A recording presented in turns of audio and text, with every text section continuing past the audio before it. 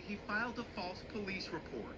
The bombshell turn of events comes 3 weeks after Smollett told investigators he was the victim of a race-based homophobic hate crime. They called me a. They called me. There's no which way you cut it. The two men who police say staged the attack testified for 2.5 hours before a grand jury Wednesday.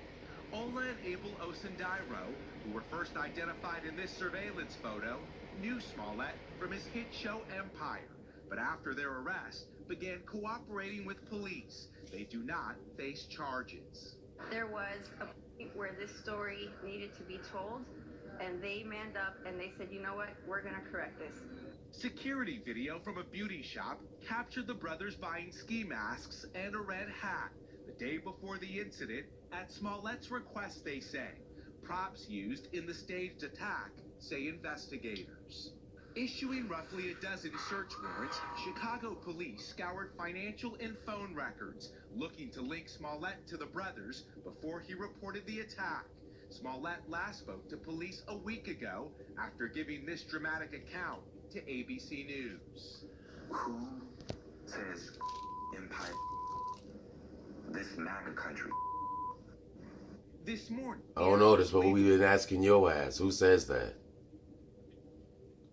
Smollett enjoys the presumption of innocence, particularly when there has been an investigation where information, both true and false, has been repeatedly leaked. But he could also face federal charges if the FBI determines he lied about this alleged death threat Smollett claims he received in the mail. I think he should unload that conscience and just come out and tell the American people what actually happened. Today, Smollett faces not only questions, but now serious criminal charges as investigators flip the script the actor told. Authorities expect Jussie Smollett's court appearance today to be rather short. If convicted of that felony, he could face anything from probation to 3 years in prison. Hoda, back to you. All right, Miguel, thank you. We're now joined by NBC legal expert Ari Melber. He's the host of The Beat on MSNBC. Prosecutors decided to charge Smollett with... They obviously think they have overwhelming evidence. Everyone knows the scrutiny on this case. Right. And the reports that this went off for a random day of occurrence, but something much more planned out. Chicago's homicide rate somewhere around 7%.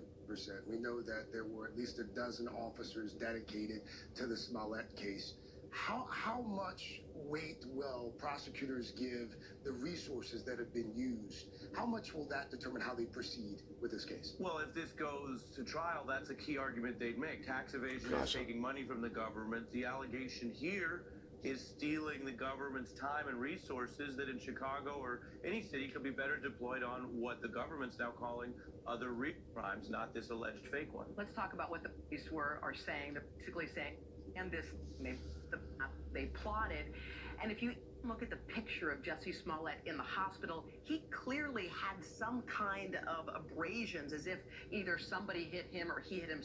Will cops now be going through hospital records and checking, like, go through what they'll be going through to determine what they're going to do? Well, they've clearly gotten the